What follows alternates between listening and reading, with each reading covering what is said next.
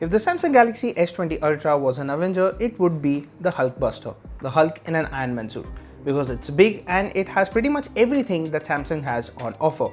And if you are looking to shell out 98,000 rupees, you're gonna get a gorgeous display, a 108 megapixel primary camera and 100x digital zoom. Now when I saw that, I thought it was gonna be gimmicky, but it managed to drop my jaw to the floor. Now I'm gonna tell you all about this particular smartphone if you promise to stay right till the end. And before we start with this full review of the Samsung Galaxy S20 Ultra, be sure to subscribe to the Gadgets 360 YouTube channel and click that bell icon so that you're the first to know when we have a new video.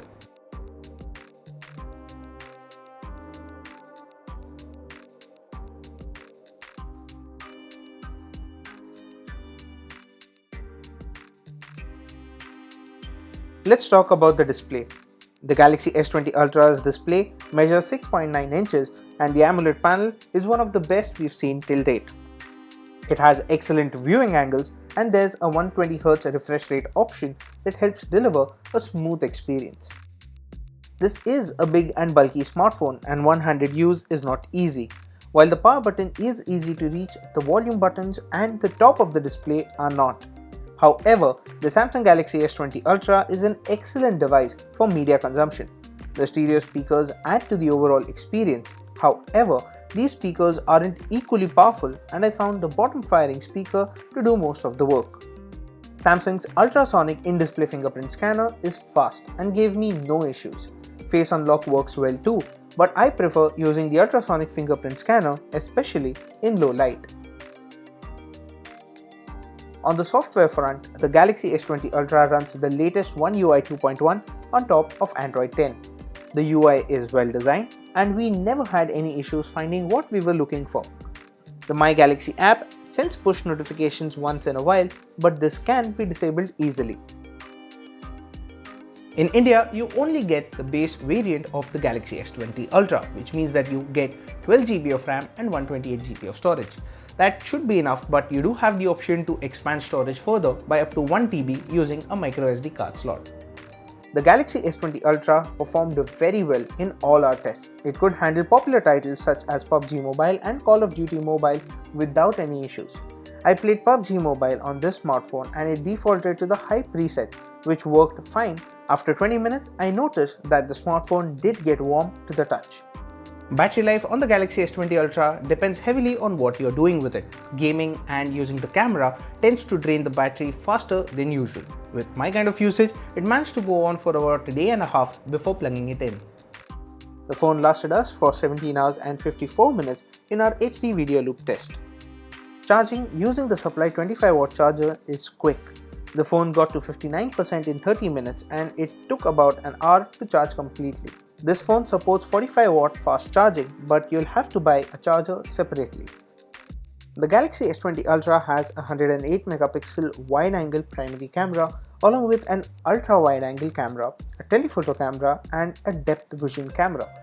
I saved the best for last in this video, and that is the camera experience on this particular device. I clicked a lot of photos with the Galaxy S20 Ultra for this review, and the zoom camera was definitely the best part of my experience.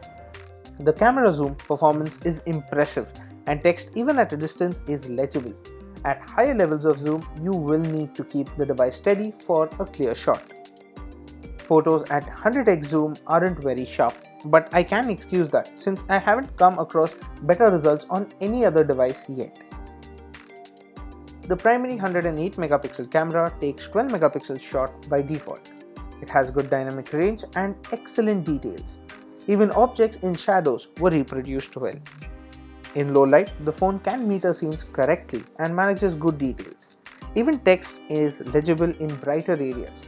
With night mode, the entire scene is brighter and details in the shadows are also improved. Zoom is restricted to 10x while using the night mode, and the phone only uses the primary sensor.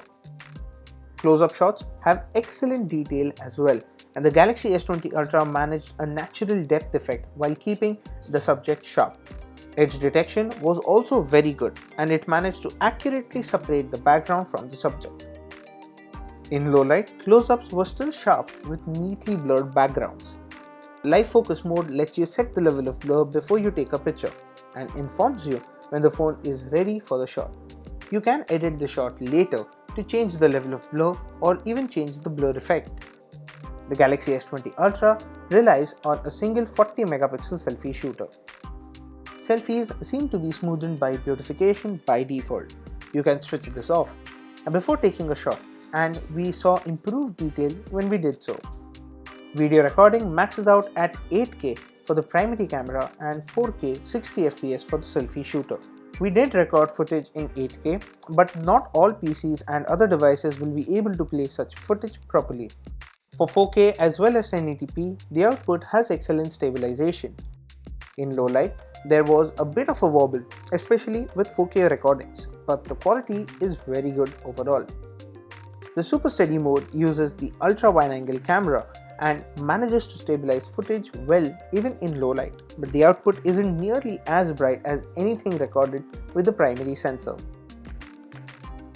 The Samsung Galaxy S20 Ultra is one of the best devices that Samsung has put out yet, and I hope that this camera technology trickles down to other models soon. The 100x zoom capability is the Samsung Galaxy S20 Ultra's main party trick.